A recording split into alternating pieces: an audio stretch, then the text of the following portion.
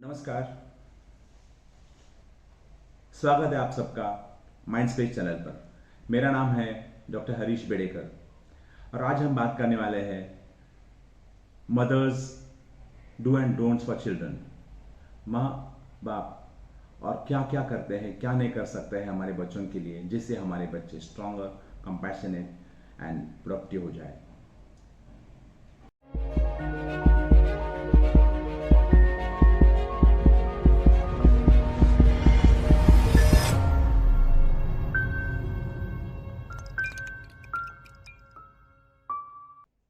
हम सब अपने बच्चों से प्यार करते हैं। कोई भी माँ या बाप ऐसा नहीं है जो अपने बच्चों से प्यार नहीं करता। लेकिन प्यार ही सब कुछ नहीं है। Love is not enough. एक माँ है जो अनपढ़ गंवार है, उसके बच्चा बीमार हो जाता है और कपाट के अंदर दो शीशा रहती है, एक के अंदर दवा रहती है और एक के अंदर जहर होता है। तो बच्चों का जो बुखार है वो कम करने के हिसाब से वो जाकर कपाट में देखती है, वो दो शीशियाँ है, उसे पढ़ाई नहीं आती है, तो वो जहर लेके अपने बच्चों को पिला देती है, बच्चा मर जाता है। तो प्यार तो बहुत है उसे, पर उसके पास पढ़ाई नहीं थी, ज्ञान नहीं था और बच्चा खो दिया उसने। तो सिर्फ प्यार से काम नहीं चलेगा, हमें बहुत सारे स्किल्स चाहिए, बहुत सारे हुनर चाहिए अपने बच्चों को बड़ा करने के लिए। बच्चों के बारे में मैं ये कहूँगा कि हम बहुत बार क्या, मोस्ट ऑफ द टाइम्स हम उनकी जो मानसिक ज़रूरतें हैं, उनकी जो सचमुच नीड्स है, उसे हम अंडरस्टैंड ही नहीं करते, स्पेशली हिज इमोशनल नीड्स। हम बहुत कुछ करते हैं जिससे बच्चे में बहुत सारे प्रॉब्लम्स आते हैं, जैसे कि गुस्सा करना, चिड़चिड़ापन, उसको कंट्रोल करना, ऑर्डर करना वगैरह वगैरह। दुनिया बदल रही है, काफ़ी काफ़ी हद तक बदल गई है। लास्ट 25-30 ईयर्स में तो बहुत ज़्यादा बदल गई है। लेकिन उसके साथ हमारे जो पेरेंटिंग स्किल्स है वो वैसे के वैसे ही रहे हैं। हमारे माँ बाप ने हमें जैसा बड़ा किया वैसा हम अपने बच्चों को बड़ा करना चाहते हैं, वही संस्कार देना चाहते हैं। फिर हम कहते हैं हमारे ज़माने में हम ऐसा करते थे, हमारे ज़माने में हम डैडी पेरेंट्स का सुनते थे वगैरह वगैरह। लेकिन बदलते ज़माने के साथ बच्चों की इमोशनल नीड्स भी बदल गई है। अब वो पहले ऐसे बच्चे नहीं रहे। अभी वो बैक आंसर करते हैं, चैलेंज करते हैं आपको, बहुत कुछ करते हैं, हम हैरान हो जाते हैं। ये बदलती हुई दुनिया है। आज हमें ओबीडियंट बच्चे नहीं चाहिए, हम सब ओबीडियंट बच्चे थे। हमें चाहिए strong children, confident children, compassionate children, cooperative children, जो दुनिया के छक्के पंजे जानते हो, जो अपना रास्ता निकाल सके, ज़िंदगी के बाजार में से नेविगेट होकर आगे निकल जा सके। और ऐसे बच्चों की हमें आज की ज़रूरत है। तो इसी के बारे में हम बात करेंगे आज। तो जहाँ तक बच्चों का सवाल आता है, तो पनिशमेंट आगे आ जाती है, सबसे आगे। हम सब बच्चों को पनिश करते हैं फॉर दैट बैड बिहेवियर। कुछ गलत किया, कुछ अलग किया, कुछ सुना नहीं, या कुछ ऐसा किया जिससे हमको गुस्सा आ जाए, तो हम बच्चों को पनिश करते हैं, सज़ा देते हैं। इस सज़ा से होता क्या है? सज़ा से बच्चों के मन में डर पैदा हो जाता है। हम उन्हें कंट्रोल करना चाहते हैं, हम उन्हें मैनिपुलेट करना चाहते हैं, हम उन्हें डोमिनेट करना चाहते हैं। इससे क्या होता है कि बच्चे में प्रतिकारात्मक पैतरा आ जाता है, वो डिफेंसिव होने लगता है, कभी झूठ बोलने लगता है, आपको टालना टालना लगता है, आपसे कम्युनिकेशन बंद कर देता है, टेंशन लेने लगता है, गुस्सा ज़्यादा आने लगता है। ये सबसे वापस उसके मन में नफरत पैदा होती है, चिड़चिड़ापन आ जाता है और फिर वो बैक आंसर कर लेता है, रेबिलियस हो जाता है, एज एज कम्युनिकेशन भी टूट जाता है। तो instead of parents becoming part of the solution, they become part of the problem. मतलब माँ या डैडी सॉल्यूशन होने के बजाय प्रॉब्लम बन जाते हैं। तो इस हिसाब से फिर बच्चों में और पेरेंट्स में जो रिफ्ट है, दूरियाँ ज़्यादा पैदा होने लगती है, आगे आगे बहुत ज़्यादा तकलीफ होने लगती है और फिर बच्चे हाथ से निकलने की संभावना बढ़ जाती है। आप कहोगे लेकिन बच्चों को मैं सज़ा नहीं दूँ या कंट्रोल नहीं करूँ तो वो तो हाथ से निकल जाएंगे। सही कहा आपने। सज़ा देने से बच्चे कभी कभी निडर हो जाते हैं, कभी कभार सुन लेते हैं, पर बहुत बार सज़ा काम नहीं करती। राइट। आपने अगर उसकी गलतियां नज़रअंदाज की तो भी वो काम नहीं करता है। आपने उसको डांटा, धमकाया या मारा तो भी वो काम नहीं करता है। और उसको 1 इंच दो तो वो पूरा हाथ पकड़ ले लेता है। तो इसमें से कैसे रास्ता निकालें कि जिससे हमारे बच्चे हमारे काबू में रहे या वो करें जो हम चाहते हैं और आगे जाकर बड़े बड़े। तो बच्चे तो गलतियां करते ही हैं, लेकिन ये गलतियां नेचुरल है, नॉर्मल है, एक्सपेक्टेड है और वो ज़रूरी भी है। क्यों? क्योंकि गलतियां कर करके ही बच्चे सीख कर आगे बड़े हो जाते हैं, अच्छे बन जाते हैं। हम जब गलती करते हैं, ये समझ लो हमारे हाथ से अगर कप टूट गया और फूट गया, तो हम अपने आप को सजा देते हैं? नहीं देते। लेकिन अगर बच्चे के हाथ से कुछ ऐसा कुछ हुआ अनजाने में, कोई कभी टूटा, तो हम उसको डांटने लगते हैं, हम उसको मारने लगते हैं या जो भी है। तो मेरा कहने का मतलब यह है कि बच्चों की गलतियां एक्सेप्ट करना हमें सीख लेना चाहिए। करते हैं गलतियां, लेकिन एक्सेप्ट कीजिए। अगर आप उनकी गलती एक्सेप्ट करेंगे तो अच्छी बात है, वरना गलती अगर उसकी एक्सेप्ट नहीं होगी तो वो बच्चा झूठ बोलने लगता है। वही लड़का झूठ बोलेगा जिसको पता चलता है कि मेरी मेरी जो सच्चाई है, मेरी जो गलती है, वो घर में कोई एक्सेप्ट करने वाला नहीं है, तभी बच्चा झूठ बोलना चालू करेगा। उसी की वजह से उसको स्ट्रेस हो जाएगा, उसको फ्रस्ट्रेशन आ जाएगा, पढ़ाई में वो कम होने लगेगा, उसका आत्मसम्मान भी कम हो जाएगा। तो सवाल उठता है फिर क्या करें? फिर ये जो नेगेटिव इमोशंस हैं ज़िंदगी में, जैसे कि गुस्सा है, उदासी है, फिर नफ़रत है, दिल दुखना है, डिसअपॉइंटमेंट है, फ्रस्ट्रेशन है, असुरक्षितता की भावना है, इनसिक्योरिटी लगता है, शर्म आ जाती है, ईर्ष्या हो जाती है, ये सब नेगेटिव इमोशंस में से हर बच्चे को गुजर जाना ही चाहिए।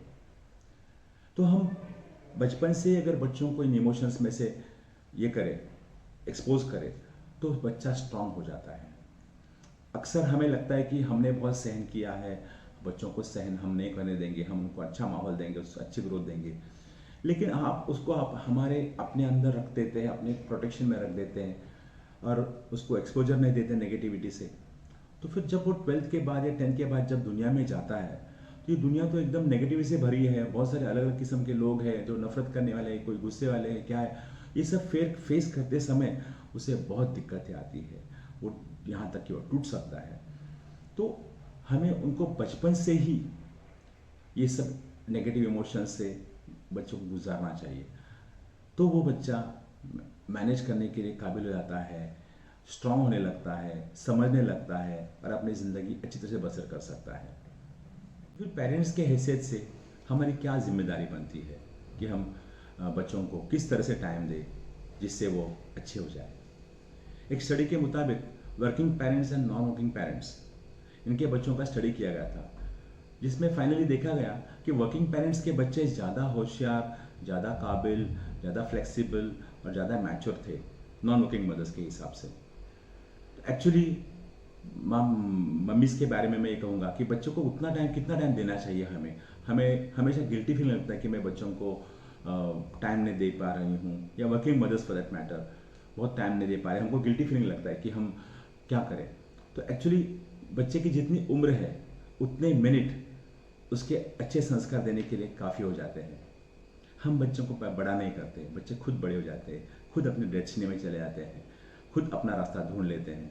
हमारा काम है सिर्फ रास्ता बना के देना, रास्ता सही रखना, रास्ते पर सब कुछ तैयारी करके रखना, बच्चों के खातिर सब खड्डे बुझा देना, लाइट्स लगा देना या नाश्ता रखना, खाना रखना, यही हमारी जिम्मेदारी होती है। अगर ये सोचेंगे तो शायद हमें कम गिल्टी फीलिंग लगेगा। स्पेशली वर्किंग मदर्स को मैं कह रहा हूँ कि इतना बुरा मत मानिए, क्योंकि बच्चे तो बच्चे होते हैं, वो अपना रास्ता ढूंढ लेते हैं, हमको सिर्फ उनको सही माहौल देने की ज़रूरत है, राइट। तो हमें हर बच्चे के लिए थोड़ा पर्सनल टाइम देना ज़रूरी है। जैसे मैंने बोला, जितना उसकी उम्र उतने मिनट काफ़ी हो जाते हैं, लेकिन हर माँ तो अपने बच्चों हर 1-2 घंटा तो डेफिनेटली दे सकती है। Exclusive half an hour to 1 hour दिया तो ये बच्चे के संस्कार के लिए, अच्छेपन के लिए काफ़ी हो जाता है। फिर हमें भी तो नया सीखना चाहिए, नए स्किल्स सीखने चाहिए। माँ बाप ने हमें जो सीख दी थी, ज़रूरी नहीं कि वही सीख हम बच्चों को दें। हमें अपडेट करना पड़ेगा अपने आप को कि किस तरह बच्चों के साथ व्यवहार करें, राइट। फिर बहुत बार बच्चे लोग नेगेटिव अटेंशन लेते हैं। जैसा कोई बच्चा ने कुछ बोर्ड बनाई और मम्मी को दिखाने लगा, तो मम्मी बोलती है कि नहीं मैं बिज़ी हूँ। फिर वो बच्चों को गुस्सा आता है, फिर वो बोर्ड फाड़ देता है और बोलता है कभी नहीं बोर्ड बनाऊंगा। उसके अपोजिट अगर आपने वो उसको ध्यान दिया, अटेंशन दिया, अप्रिशिएट किया, तो उसे लगेगा कि अरे मम्मी ने मुझे एक बोर्ड बनाया तो अप्रिशिएट किया, तो कल मैं एरोप्लेन बनाऊंगा। ये हो जाता है। तो हमारा जो फोकस है बच्चों पर, वो उसको ट्रस्ट करने के हिसाब से चाहिए, उस पर भरोसा कर देने के हिसाब से चाहिए, ना कि उसकी गलतियां निकालने के हिसाब से। कुछ भी हो अपने बच्चों को भरोसा दीजिए, तू कर सकता है, हो जाएगा, मुझे तुम पर भरोसा है, तुम करोगे, वगैरह वगैरह। ऐसा करने से बच्चों का कॉन्फिडेंस दुगना हो जाता है। लेकिन बहुत बार हम हमारी ही फियर्स, हमारा ही डर हम बच्चों में देखते हैं। कहीं कुछ हुआ तो बोलेंगे कहीं ड्रग्स तो नहीं लेगा हमारा बच्चा, कहीं ये तो नहीं होगा, उसको वो तो नहीं होगा, कोई उसको बुरी संगत में तो नहीं पड़ेगा। ये हमारी डर है। अगर आप उसको ट्रस्ट देंगे कि तुम्हारे आसपास गंदे बच्चे हैं लेकिन मुझे भरोसा है कि तुम उसमें नहीं जाओगे, तो बच्चा, जाने वाला बच्चा भी वापस आ जाएगा। लेकिन कभी समझो बच्चे की आंख लाल हो गई किसी वजह से और आपके अंदर डर है एक, तो हम वही देखेंगे जो हमारे मन में है। तो हम बोलेंगे कहीं तो ड्रग्स तो नहीं लेके आया, कहीं तो ये तो नहीं किया, दारू तो नहीं पी के आया, वगैरह वगैरह। तो उससे बच्चों का हौसला गिर जाता है कि अरे मम्मी को तो मेरे पे भरोसा ही नहीं है, और फिर वो धीरे धीरे उस लाइन में जाने का चांस बढ़ जाता है। तो उनको भरोसा देना बहुत बहुत बहुत अहमियत होता है। लड़कियों को प्यार देना बहुत अहमियत हो जाता है, राइट। सो हमारे पास कुछ 5 स्टेप्स है जिससे हम बच्चों को ज़्यादा अच्छा वक्त दे सकते हैं, ज़्यादा अच्छा बड़ा कर सकते हैं। तो पेरेंट्स के हैसियत से हमारी क्या जिम्मेदारी है जिससे हम बच्चों को स्ट्रांग बना सके, कंपैशनेट बना सके, रिलैक्स बना सके और हौसले वाले बना सके। उसके लिए जैसे मैंने पहले कहा कि आपको एक्सक्लूसिव वक्त देना है बच्चों को, थोड़ी देर के लिए, भले 10 या 15 मिनट हो। अक्सर हम घर में रहते हैं लेकिन हम अपनी दुनिया में रहते हैं, लड़का अपनी दुनिया में है, माँ बाप अपनी दुनिया में है। ऐसा नहीं, एक्सक्लूसिव 15 मिनट्स का मतलब सिर्फ उसी के लिए, बाकी सब बाजू में रख के ऐसा कर सकते हैं। फिर कोई भी घरेलू डिसीजन है, घर में का कोई डिसीजन है, उसमें आप उसकी राय लेना मत भूलिए। हो सकता है कि वो कुछ कंट्रीब्यूट ना करें, लेकिन सोच आने लगती है, डिसीजन मेकिंग की सोच आने लगती है, और वो अपने डिसीजंस खुद से लेने के लिए तैयार होने लगता है। फिर उसका जो पॉजिटिव बिहेवियर है उसको हमें ज़्यादा वक्त दे के या ज़्यादा हौसला बढ़ा के उसे बरकरार रखना है। अक्सर क्या होता है कि हम बच्चा जो पॉजिटिव करता है, अच्छा करता है, उसे तो हम याद नहीं रखते, पर जो नेगेटिव करता है उसे हम छोड़ते नहीं है। वो तो ठीक है लेकिन ये तूने क्यों किया। तो जिस बिहेवियर को आप ज़्यादा भाव दोगे, जिस बिहेवियर पे आप ज़्यादा फोकस करोगे, वो ही बिहेवियर बढ़ने वाला है। तो आप नेगेटिव पे फोकस करोगे तो नेगेटिव ही बढ़ने वाला है। तो आप नेगेटिव को इग्नोर कर सकते हैं और पॉजिटिव पे ज़्यादा भाव दे सकते हो, तो बच्चा आपका अटेंशन पाने के लिए वो बिहेवियर रिपीट करेगा। रहा सवाल नेगेटिव बिहेवियर का, सो स्टेप बाय स्टेप मैं कहूँगा ऐसा करना ज़रूरी लगता है मुझे। छोटा मोटा बिहेवियर आप इग्नोर कर दीजिए, उससे कोई बड़ा बिहेवियर है जो इग्नोर करने जैसा नहीं है तो उसे क्लियरली बता दीजिए। बहुत सारे बच्चों को मालूम नहीं होता है कि मुझे क्या करना चाहिए, क्या नहीं करना चाहिए। हम प्रिज्यूम करते हैं कि उसको पता चलना चाहिए। वो सेकेंड स्टेप हो गई। थर्ड स्टेप में अगर उसने बड़ा कुछ किया है उससे भी, तो उसकी सबसे प्यारी चीज़ उसे छीन लीजिए। एक दिन उसे खेलने मत दीजिए, एक दिन टीवी बंद कर दीजिए। उसे पता नहीं चलेगा ये क्यों माँ क्यों कर रही है, लेकिन जब बार बार ऐसा करेगी आप, तो उसको पता चलेगा जब भी मैं ये चीज़ करता हूँ तो मुझे टीवी देखने नहीं मिलता, वगैरह वगैरह। ये आप कर सकते हैं। उसके बाद उससे भी अगर ज़्यादा बिहेवियर है तो उससे 1-2 दिन या लिमिटेड पीरियड ऑफ टाइम के लिए उससे बात करना बंद कर दीजिए, वो उसकी सज़ा होगी। उसके बावजूद अगर ज़्यादा है तो सज़ा के तौर पर उसको एक जगह पर खड़े रहने बोलो 15 मिनट या 20 मिनट, जो भी है उसकी वो सज़ा है। और इन सब के बावजूद अगर कुछ नहीं होता है तो आप उसको मार तो नहीं सकते, लेकिन इससे बड़ी सज़ा दे सकते हैं। लेकिन ये प्रॉब्लम क्या होता है, जब हमारा मूड अच्छा होता है तो हम बड़ी बड़ी चीज़ों के लिए भी इग्नोर कर देते, जाने दो हमारा ही बच्चा है। और जब हम गलत मूड में रहते हैं, फॉल मूड में रहते हैं, तभी हम छोटी चीज़ों के लिए बड़ी सज़ा देते हैं। बच्चे बहुत बार सुनते नहीं, रेजिस्ट करते हैं। आपने कहा मेरे साथ यहाँ पर चलोगी, मैं नहीं आऊँगा, ऐसा बोल देते हैं। हम कभी ऐसा नहीं बोलते थे हमारे ज़माने में। तो रेजिस्ट करता है बच्चा। ये कोई स्किल चाहिए जिससे वो रेजिस्टेंस मिनिमाइज हो जाए अपना। तो सबसे पहली बात तो उसकी बातें सुनना सीखो।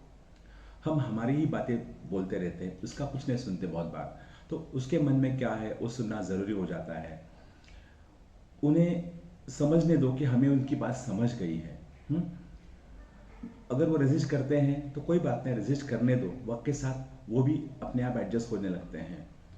और फिर रीजंस मत दीजिए, ये कर नहीं तो वो हो जाएगा, पढ़ाई कर नहीं तो डैडी मारेंगे, या कुछ भी हर हर चीज़ में हम रीज़न देते हैं, तू अगर ऐसा करेगा तो मेरा सर दुखने लगेगा वगैरह वगैरह। ऐसा सब नहीं करना चाहिए, प्यार मोह से बात करनी चाहिए, कोऑपरेटिवनेस होना चाहिए हमारे अंदर, जिसकी वजह से वो कोऑपरेट करने लगे और आपसे अच्छा बर्ताव करने लगे।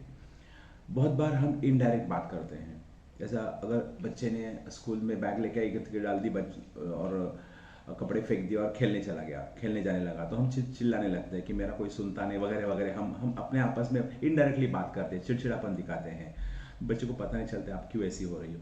आपको बताना चाहिए डायरेक्टली कि आते ही आपको अपनी बैग जगह पर रखनी है, अपनी चप्पल्स अपनी जगह पर रखनी है और फिर खेलने को जाना है। उसे बताना ज़रूरी है। और बहुत बार क्या होता है कि हम फीलिंग्स यूज़ करते हैं मैनिपुलेट करने के लिए, जैसे तू ऐसा कर वरना ऐसा हो जाएगा, तूने अगर ये नहीं किया तो वो हो जाएगा, तो रीजंस देते हैं, फीलिंग्स यूज़ करते हैं, तेरी वजह से मुझे हार्ट अटैक आ जाएगा वगैरह वगैरह। ये सब नहीं करना चाहिए। तो इस तरह से हमें उसका रेजिस्टेंस मिनिमाइज कर सकते हैं। फिर लास्टली हमारी बॉडी लैंग्वेज से हम बच्चों को क्या संदेश देते हैं। ऐसा बहुत बार हम ऑर्डर देते हैं, ऐसा कर वरना ऐसा हो जाएगा, चल उठ और ये कर, ये हमारा संदेश रहता है, ऑर्डर रहती है। तो ऐसी ऑर्डर नहीं जानी चाहिए। आप रिक्वेस्ट करके भी ये काम कर सकते हैं कि आप प्लीज़ मेरे लिए इतना कर सकते हो, बच्चा ना नहीं बोलेगा। फिर हम उसमें डर डाल देते हैं, तो ऐसा नहीं करेगा तो मैं रात को तेरे डैडी को बता के तेरे को मार खिलाऊंगी, डर डाल देते हैं, उससे भी फ़ायदा नहीं होता है। आपको डर डालने की ज़रूरत नहीं है, आप उसको प्यार मोहब्बत से अगर समझाएंगे तो वो ना नहीं बोलेगा। फिर तू करने से अच्छा हम बोल सकते चलो हम ऐसा करते हैं, हम तो उसमें अपनापन होता है कि late us do this, let us do that. तो ऐसा करने से बच्चा कोऑपरेट करने का चांसेस बढ़ जाता है। फिर उसको क्रिटिसाइज मत कीजिए कि हम दूसरे बच्चों के साथ क्रिटिसाइज करते हैं, उनकी निंदा करते हैं कि देख वो लड़का कितना अच्छा पढ़ाई किया, तो कुछ सब कुछ होते हुए तो पढ़ा नहीं कर रहा है वगैरह, खेलता रहता है वगैरह। हम कंपैरिजन हम करते रहते हैं बच्चों का दूसरे बच्चों के साथ, वो भी अच्छी बात नहीं है, क्योंकि कंपेयर करने से बच्चों को बुरा लगता है और उसको बहुत बहुत बुरा लगता है रादर, राइट। तो कंपेयर नहीं करना चाहिए। हर बच्चा यूनिक है, हर एक का अपना रास्ता है। जैसे मैंने एक पहले वीडियो में भी कहा था कि 3 अलग अलग प्रकार के बच्चे होते हैं, वॉकर्स, जंपर्स, रनर्स। तो उनके हिसाब से आपको आपका जो पेरेंटिंग स्किल्स एडजस्ट करने पड़ेंगे। फिर मैनिपुलेट भी मत कीजिए उनको, जैसा कि हमें कुछ काम है तो हम बोलेंगे हम आज नहीं कल तुम्हारा होमवर्क करेंगे, या सुबह करेंगे, या दोपहर को करेंगे, या जो भी है। तो हम मैनिपुलेट करते हैं अपने हिसाब से, अपने सहूलियत के हिसाब से। वो नहीं करना चाहिए। और कॉन्फ्लिक्टिंग मैसेज भी नहीं देने चाहिए बच्चों को। जैसा जो चीज़ हम कर रहे हैं वो बच्चों को ना करने को बोलना गलत बात है। जैसा कोई अगर उनके डैडी फॉर एग्जांपल कुछ शराब पीते हैं, वो अगर बोलते हैं बच्चे को बेटा मैंने तो ज़िंदगी शराब में ख़राब कर दी लेकिन तू मत लेना, ये तो कॉन्फ्लिक्टिंग मैसेज हो गया।